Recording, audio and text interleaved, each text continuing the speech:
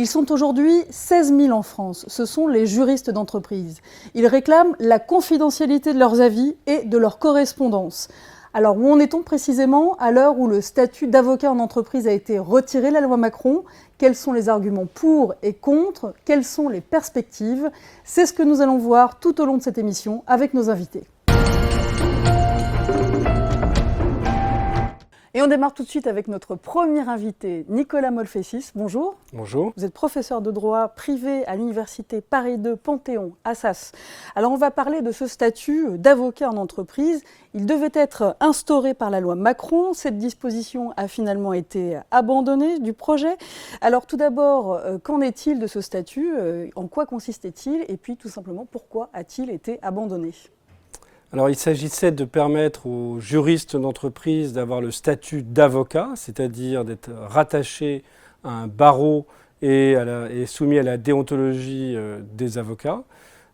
Évidemment, étant dans une entreprise, ils ne pouvaient pas avoir de clientèle propre, ni même plaider. Mais l'avantage de ce statut d'avocat en entreprise était de leur permettre d'avoir une confidentialité de leurs échanges contenant des dispositions juridiques avec les personnes avec lesquelles ils communiquent au sein de l'entreprise. Et c'est cette confidentialité qui était le nerf de la discussion sur le statut d'avocat en entreprise. Pourquoi il a été abandonné? Parce qu'effectivement, il a été abandonné parce qu'il y a eu des pressions assez fortes d'un certain nombre de barreaux.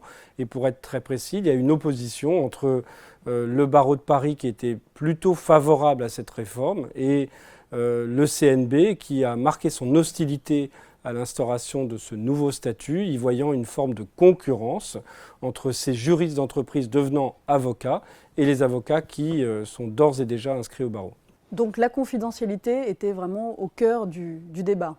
Il s'agit de permettre en réalité à des juristes qui exercent au sein d'une entreprise de pouvoir correspondre et donner leur propre opinion et leurs avis juridiques sans qu'ils puissent être saisis par des autorités diverses et variées, et être opposés à l'entreprise et avoir la même confidentialité que les échanges qui ont lieu entre l'avocat extérieur à l'entreprise et le chef d'entreprise.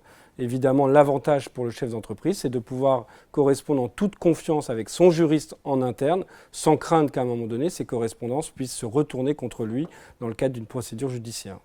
Alors en termes de calendrier, à quoi peut-on s'attendre? Est-ce que cette question va revenir sur le devant de la scène?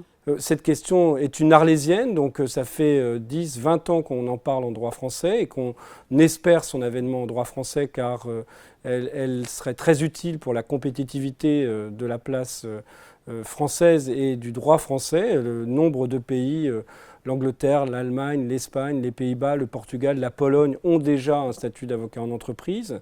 Aujourd'hui, les associations qui militent pour ce statut militent toujours pour la reconnaissance de la confidentialité, éventuellement sans qu'il y ait avec cette confidentialité un statut d'avocat qui soit attaché aux juristes d'entreprise.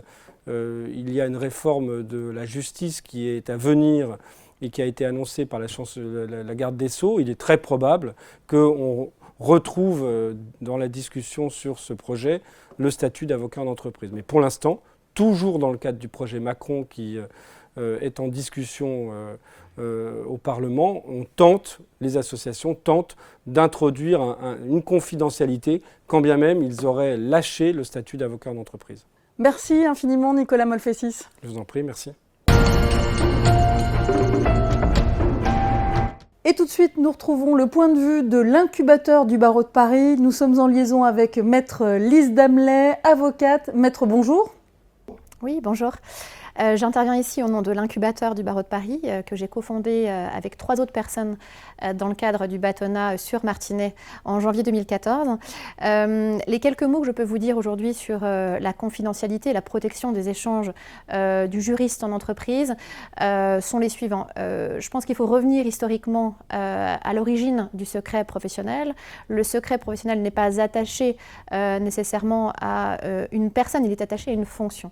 C'est la fonction de l'avocat l'avocat. L'avocat doit être protégé, sa correspondance doit être historiquement protégée puisqu'elle intervient entre lui et son client. Le legal privilege, le secret professionnel qui couvre donc les échanges de l'avocat, est un secret qui s'applique donc à une fonction. Pour moi, aujourd'hui, aller chercher à appliquer un secret professionnel à une autre profession, à une autre fonction, serait purement erroné. D'une part, parce qu'on aboutirait à un éclatement du secret professionnel qui ne serait plus rattaché à une fonction, comme par exemple le secret du confessionnel est attaché à la fonction du prêtre, et on aboutirait également à l'éclatement du métier du droit que représente l'avocat, puisque là aussi on assisterait à des acteurs qui auraient, sans avoir la même fonction, les mêmes protections. Par contre, ce que je peux vous dire, c'est que effectivement, nous, on est plus favorable à réfléchir à une évolution du statut du juriste en entreprise qui pourrait évoluer vers un avocat en entreprise, auquel évidemment seraient rattachées des qualités, notamment et des protections, notamment le secret professionnel. Et cet avocat en entreprise deviendrait avocat à l'issue d'un examen, à l'issue de conditions strictes, dans les mêmes conditions finalement que l'avocat devient avocat aujourd'hui tel qu'on connaît dans les cabinets. Donc l'évolution de la confidentialité des échanges entre juristes aujourd'hui me semble anormale, erronée. Il faut aller vers effectivement une réflexion du rôle du juriste, vers peut-être un avocat en entreprise, mais certainement pas conduire à un éclatement du secret professionnel qui lui est rattaché, rappelons-le, à une fonction, qui est la fonction de l'avocat, et qui serait également une mise en jeu, une mise en question de la fonction également des différents métiers du droit. Et l'on se retrouve tout de suite pour notre table ronde. Nous avons le plaisir d'accueillir sur ce plateau Florence Gzell et Luc Atlan. Bonjour à vous. Bonjour.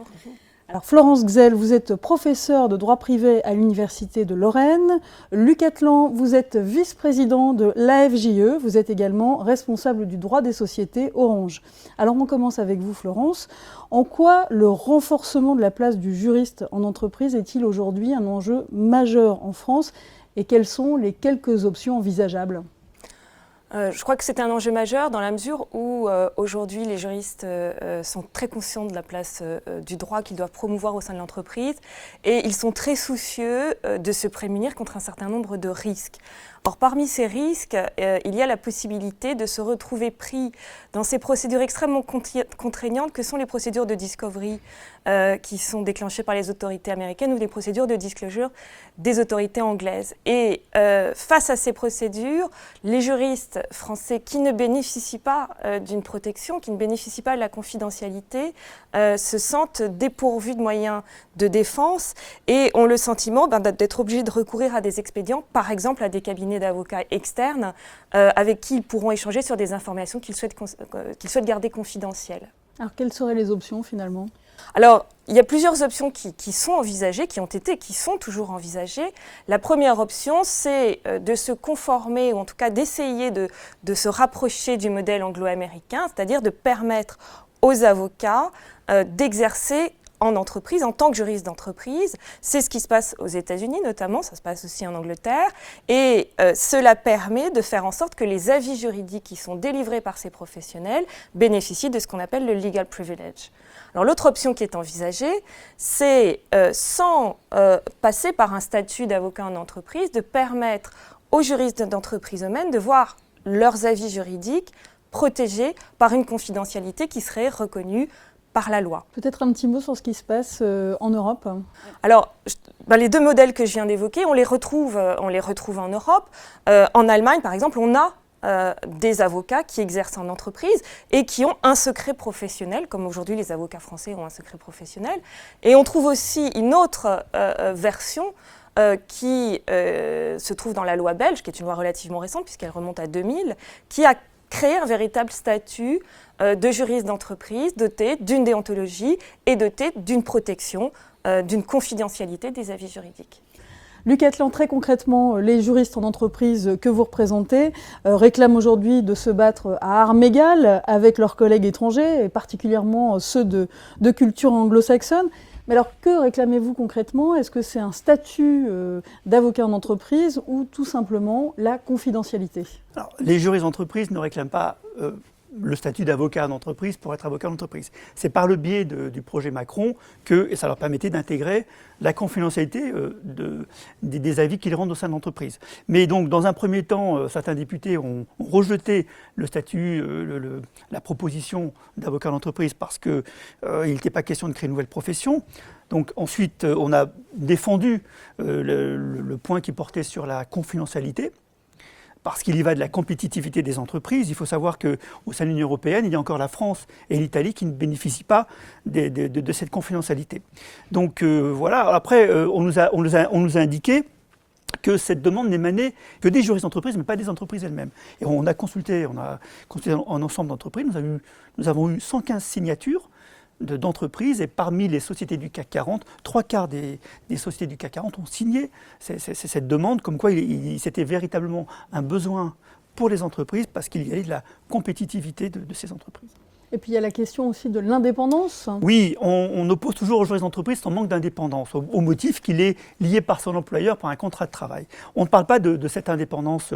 On parle, pour le juriste d'entreprise, il s'agit de l'indépendance de raisonnement, l'indépendance d'analyse. Et si on oppose l'indépendance, l'avocat en cabinet, il n'est pas plus dépendant ou plus indépendant que le juriste d'entreprise, parce que l'avocat au cabinet dépend de ses clients. Il a une dépendance économique. J'ai envie de dire que le juriste d'entreprise a le luxe de ne pouvoir penser qu'à faire du droit, alors que l'avocat en cabinet, il va devoir aller aussi pour faire rentrer des clients au sein de son cabinet, pour aussi après faire du droit avec eux.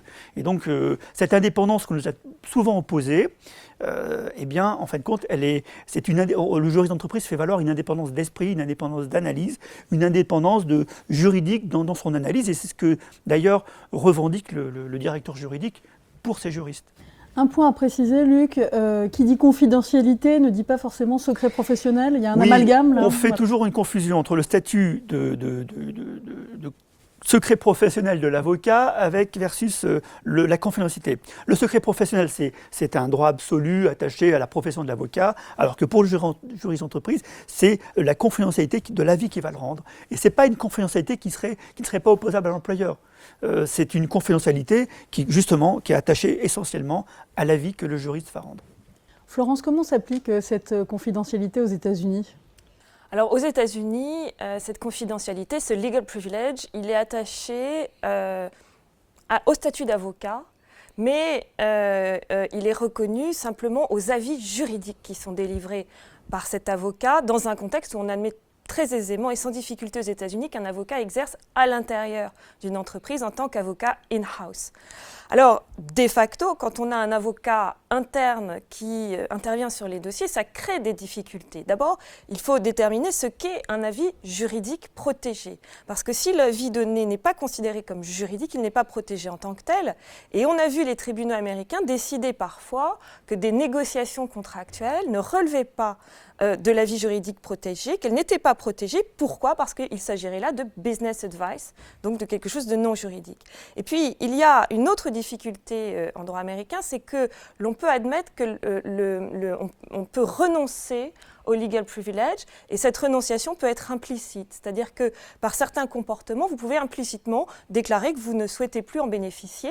Et on a parfois admis, par exemple, qu'à l'occasion d'un courriel qui avait été envoyé dans l'entreprise à des salariés pas nécessairement concernés par le dossier, eh bien, il avait été renoncé à la protection. Donc tout ceci suscite du contentieux et il faut le garder à l'esprit à l'heure d'adopter des règles qui encadreraient ou créeraient une nouvelle confidentialité en droit français. Merci Florence, merci Luc, merci à tous les deux pour ces précisions. Et donc je rappelle que si le statut d'avocat en entreprise a été abandonné dans la loi Macron, la question de la confidentialité reste dans l'air, reste en débat, affaire à suivre donc. Merci de nous avoir suivis.